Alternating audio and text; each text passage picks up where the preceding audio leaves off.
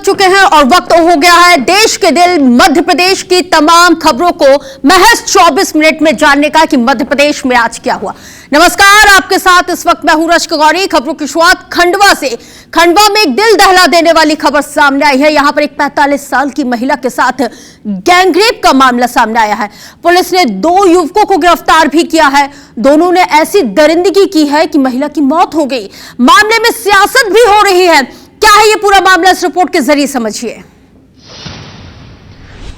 दरिंदगी दम तोड़ती है जिंदगी, दरिंदगी पर छिड़ी सियासत, हैवानियत पर कब लगेगी लगाम।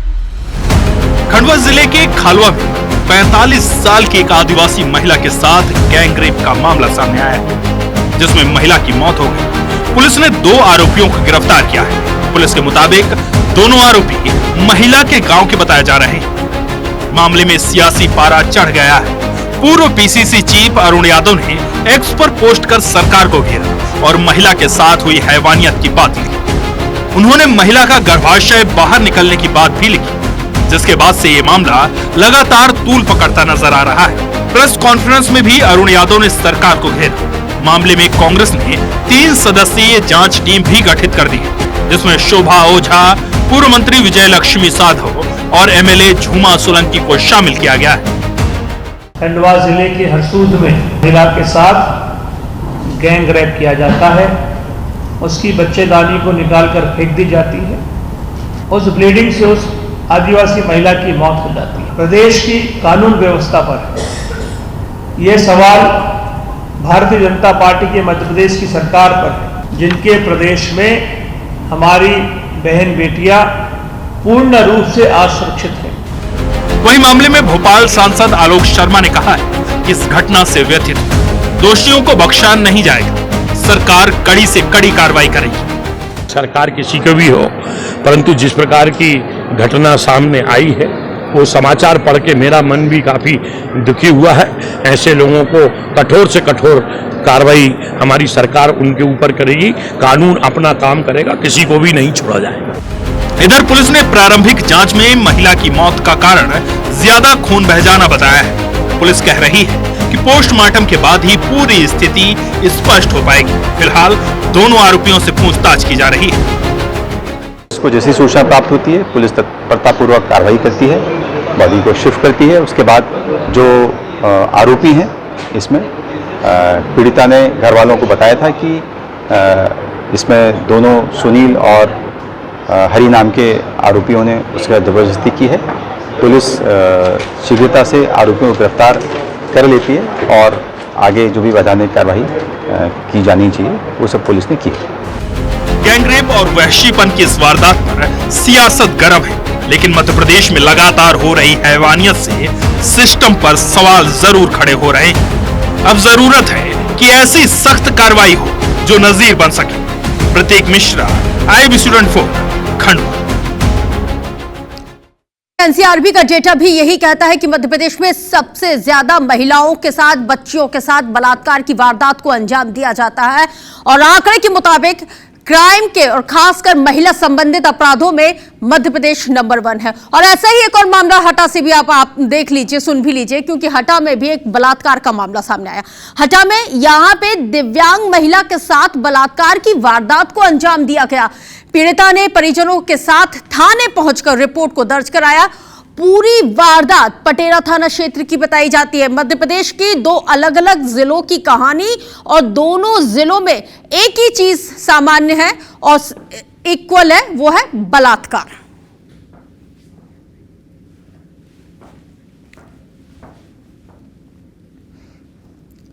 तो उज्जैन में एक बार फिर से लव जिहाद का मामला भी सामने आ गया है। शाहरुख ने खुद को यहां पे सोनू बताया, फिर युवती के साथ उसने दोस्ती की और छत्तीसगढ़ से बाबा महाकाल के दर्शन के लिए यह युवती आई हुई थी, उसको बुलाया था। उज्जैन दर्शन के दौरान खुद को इसने हिंदू बताकर युवक ने इस युवती के साथ दोस्ती की। इसके साथ ही युवक महाकाल लोक में रील बनाकर अपने स्टेटस पे लगाता था, अपने सोशल मीडिया पर बाकायदा पोस्ट करता था। आरोपी ने युवती के साथ जबरदस्ती की भी कोशिश की। हिंदूवादी संगठनों की मदद से पुलिस ने आरोपी के खिलाफ मामले को दर्ज कर लिया है। आरोपी युवक के मोबाइल में 100 से ज्यादा लड़कियों के साथ चैट और वीडियो मिले हैं। चिंतामन थाना क्षेत्र की पूरी वारदात बताई जाती है। तो देखिए, आए दिन मध्य प्रदेश में इस तरह के मामले जो सामने आ रहे हैं उसमें दिन ब दिन इजाफा होता जा रहा है। टीआईटी कॉलेज कांड से इसकी शुरुआत होती है, फिर उज्जैन, भोपाल, इंदौर, मंदसौर और दमोह, मुरैना, हर एक जगह से इस तरह के जो मामले हैं, लव जिहाद के मामले, वो लगातार सामने आ रहे हैं।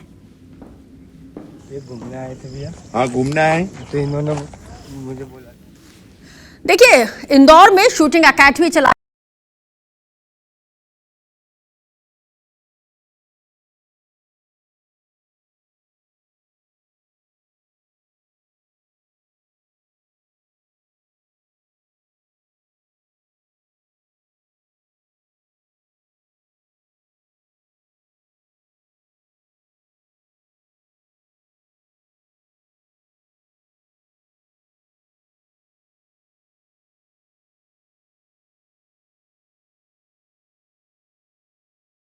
रुपए साल 2018 में ले लिया और जिसकी रसीद भी उसे दी, लेकिन 7 साल बाद भी आरोपी ने उसे आज तक राइफल नहीं दी है।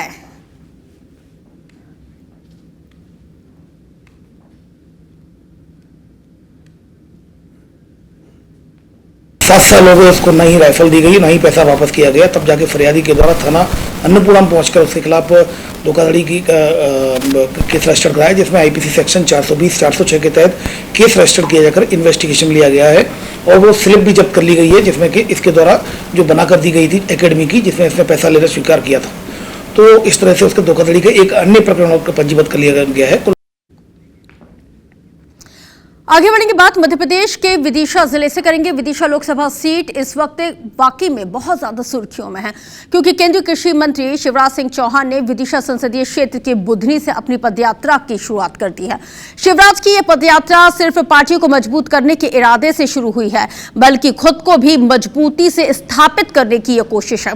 शिवराज सिंह चौहान नजर आ रहे हैं और शिवराज सिंह चौहान ने यह भी ऐलान कर दिया है कि ये यात्रा विदिशा से जरूर शुरू हुई है, लेकिन ये देश के हर एक हिस्से में जाएगी। दूसरी तरफ शिवराज सिंह चौहान और बीजेपी को कमजोर करने के लिए कांग्रेस ने पूरी ताकत विदिशा में लगा दी है। तो कांग्रेस विदिशा जिले को संगठन के लिहाज से मॉडल डिस्ट्रिक्ट बनाने जा रही है। न सिर्फ जिला बल्कि कांग्रेस पूरे विदिशा लोकसभा सीट पर संगठन की तगड़ी जमावट करने की कवायद में जुटी हुई है। बहरहाल विदिशा में कांग्रेस के 150 नेता कैंप किए हुए हैं।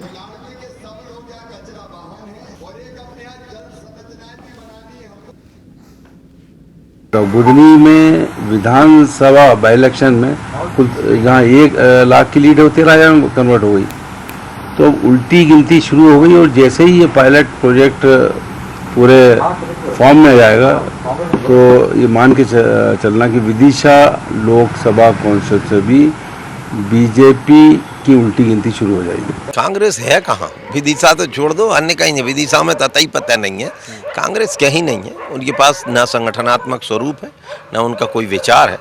ये तो भारतीय जनता पार्टी के यशस्वी नेतृत्व ने और हमारे वर्तमान केंद्रीय कृषि मंत्री ने जो तय किया है, कैसे किसान की जागरूकता बढ़ाई जाए और विकसित कृषि की जो यात्रा निकालने का कैसे किसान को जागरूक किया जाए।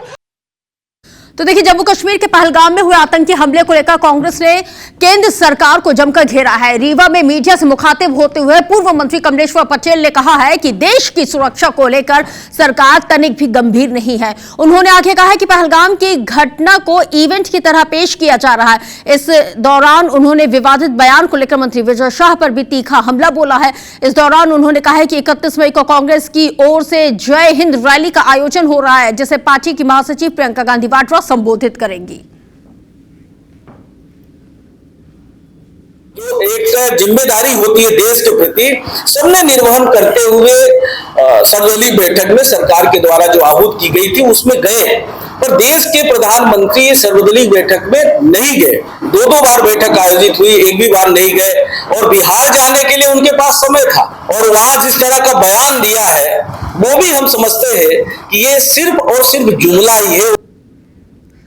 मध्य प्रदेश सरकार के कैबिनेट मंत्री विजय शाह के कर्नल सोफिया पर दिए गए विवादित बयान पर मचा बवाल थमने का नाम नहीं ले रहा है। कांग्रेस इसे लेकर सत्ता पक्ष बीजेपी पर लगातार तीखे हमले बोल रही है। पूर्व प्रदेश कांग्रेस अध्यक्ष अरुण यादव और विधायक आरिफ मसूद ने मंत्री विजय शाह पर कार्रवाई नहीं होने पर सवाल उठाते हुए बीजेपी पर जमकर हमला बोला। विजय शाह और बीजेपी को घेरते हुए अरुण यादव ने क्या कुछ कहा, आइए आपको सुनवाते हैं।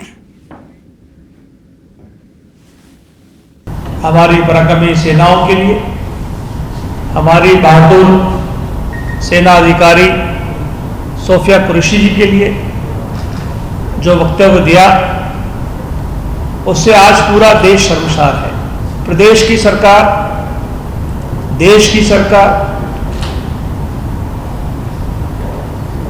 अभी तक उस पर कोई कार्रवाई नहीं कर पाई। जब ऑपरेशन सिंदूर शुरू हुआ तो पूरा देश एकजुट होकर प्रधानमंत्री के साथ अपनी विचारधाराओं को छोड़कर खड़ा हुआ। ऐसी क्या हालात बन गए, ऐसी क्या मजबूरी बन गई कि प्रधानमंत्री और प्रदेश के मुख्यमंत्री एक मंत्री के आगे असहाय हो गए। तो देखिए, प्रधानमंत्री नरेंद्र मोदी ने देशवासियों के साथ मन की बात की है। प्रधानमंत्री ने ऑपरेशन सिंदूर और भारतीय सेना के शौर्य का जिक्र किया है और मन की बात कार्यक्रम को लेकर मध्य प्रदेश की बीजेपी नेताओं की प्रतिक्रियाएं भी अब सामने आई हैं। बीजेपी अध्यक्ष वीडी शर्मा ने कहा है कि ऑपरेशन सिंदूर के बाद देश भर में तिरंगा यात्रा ने देशभक्ति का वातावरण बना दिया है। कैबिनेट मंत्री राकेश सिंह ने आके कहा है कि सैनिकों के साथ भारतीय सेना के शौर्य पर मन की बात सुनना उनके लिए अनोखा अनुभव रहा। भारत आज दुनिया के अंदर चौथी अर्थव्यवस्था बनकर के आज IMF ने इस बात का उल्लेख किया है कि चौथी अर्थव्यवस्था भारत बन गया है। ये इतिहास नरेंद्र मोदी जी के नेतृत्व में भारत के 140 करोड़ जनता के लिए बहुत गौरव की बात है। माननीय प्रधानमंत्री जी का इस बात के लिए अभिनंदन है। ये मन की बात का कार्यक्रम केवल कोई कार्यक्रम मात्र नहीं है, ये वास्तव में समाज और राष्ट्र के बीच एक सेतु है। और जब ये कार्यक्रम ऐसे स्थान पर होता है, सेना के जवानों के भी साथ में होता है, तब इसकी पवित्रता और विशिष्टता और भी अधिक बढ़ जाती है। तो देखिए, कटनी रेलवे स्टेशन पर शनिवार को तनाव की स्थिति बन गई है। विश्व हिंदू परिषद और बजरंग दल के तमाम कार्यकर्ता श्री राम मंदिर के सामने बनी हुई दीवार को तोड़ने के लिए पहुंचे। पुलिस ने दीवार तोड़ रहे कार्यकर्ताओं से हथौड़े छीन लिए, जिसके बाद भी कार्यकर्ता मानने को तैयार नहीं हुए। पुलिस ने कार्यकर्ताओं पर वाटर कैनन का इस्तेमाल करते हुए लाठीचार्ज कर दिया, जिससे आक्रोशित कार्यकर्ता पुलिस से ही भिड़ गए और रेलवे स्टेशन के बाहर ही धरने पर बैठ गए, जोरदार नारेबाजी करने लगे। प्रदर्शन के दौरान यहाँ पे पुलिस के साथ झड़प भी हुई है। स्टेशन के बाहर ही हनुमान चालीसे का पाठ शुरू कर दिया गया। प्रदर्शनकारियों की मांग है कि दीवार को तत्काल हटाया जाए, श्रद्धालुओं के लिए रास्ता खोला जाए। बहरहाल स्टेशन पर सुरक्षा बल तैनात कर दिया गया है। स्थिति पर नजर बनी हुई है। आपको बताते चले कि साल 2015-16 में रेलवे के द्वारा मंदिर के सामने ये दीवार को बनाया गया था, जिससे श्रद्धालुओं को दर्शन और पूजा में असुविधा हो रही थी।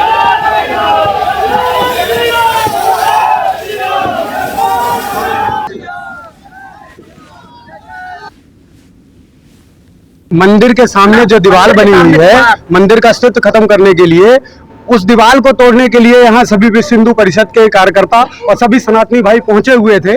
पुलिस प्रशासन यहाँ पास अपना बल दिखाया। उसके बाद जब पहला जो वार किया था SDM साहब के तरफ से हुआ। मंदिर के सामने षड्यंत्र पूर्वक इतनी विशालकाय दीवार बनाई गई कि उससे मंदिर का अस्तित्व मिटने जा रहा है। हमारा आंदोलन शांतिपूर्वक था। दीवार तोड़ने के लिए जो लगता है उसको ईंट तोड़ने के लिए वो हम लेके आए थे, उसको भी इन लोगों ने जब्त किया और उसी से इन लोगों ने फिर हमारे ऊपर हमला किया है। शासन का हाईकोर्ट का आदेश उसको अपने हाथ में लेने की कोशिश किए हैं और उसके बाद में जब इन्होंने जहाँ धक्का मुक्की करी तो हमको भी लगी है और रेलवे के अधिकारी जो पुलिस है उसको भी लगी है। तो पुलिस ने इनको धक्का मुक्की करके वहाँ तक भगाया है। लाठीचार्ज का जो आरोप लगा रहे हैं ये पूरा तरह निराधार आरोप है। तो चलिए अब आपको बुलेटिन में अजब मध्य प्रदेश के गजब नजारे भी दिखाते हैं। अक्सर सुनने में तो यही आता है कि बिजली विभाग के अधिकारी या फिर कर्मचारी वसूली करने गए और उन पर हमला कर दिया जाता है या उनके साथ बदसलूकी हो जाती है, तो ऐसे में उन्हें उल्टे पांव लौट कर आना पड़ता है। अब इन्हीं समस्याओं से बचने के लिए बंदूक के साए में बिजली विभाग के अधिकारी और कर्मचारी गली मोहल्ले में बिजली वसूली करने के लिए यहाँ पे बिजली बिल की वसूली करने के लिए पहुंच रहे हैं। हम बात कर रहे हैं विदिशा जिले की सिरोंज तहसील की, जहां पर बिजली विभाग के अधिकारी और सुरक्षा गार्ड्स के साथ बंदूक के साए में गली मोहल्ले में बिजली बिल की वसूली कर रहे हैं और ऐसे में बिजली विभाग के अधिकारियों की टीम बंदूक के साथ मोहल्लों में पहुंचती है तो लोगों में हड़कंप मच जाता है। सिरोंज में बिजली बिल का तकरीबन 750 करोड़ रुपए बकाया है और जिसकी वसूली के लिए अधिकारी घर घर जाकर ये अभियान चला रहे हैं।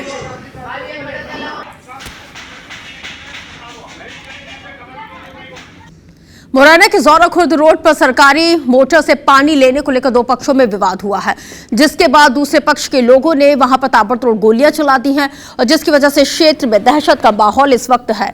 पड़ोसियों ने घटना को वीडियो बनाकर सोशल मीडिया पर वायरल कर दिया। फरियादी की शिकायत के आधार पर सिविल लाइन पुलिस ने 4 लोगों को गिरफ्तार कर लिया। आरोपियों के कब्जे से 4 अवैध कट्टे भी जब्त किए गए हैं, जिसे लेकर पुलिस अब पूछताछ कर रही है। मामले में थाना प्रभारी दर्शन शुक्ला ने बताया है कि जौरा खुर्द ने अजय रजक और उसके पड़ोसी विनोद रजक के बीच में विवाद हुआ था। शनिवार शाम किसी तरह मामला तो शांत हो गया, लेकिन आरोपी विनोद रजक ने अपने साले के साथ देर रात वहां पर आकर ताबड़तोड़ फायरिंग कर दी। बहरहाल पुलिस अब इस पूरे मामले की जांच पड़ताल में जुटी हुई है।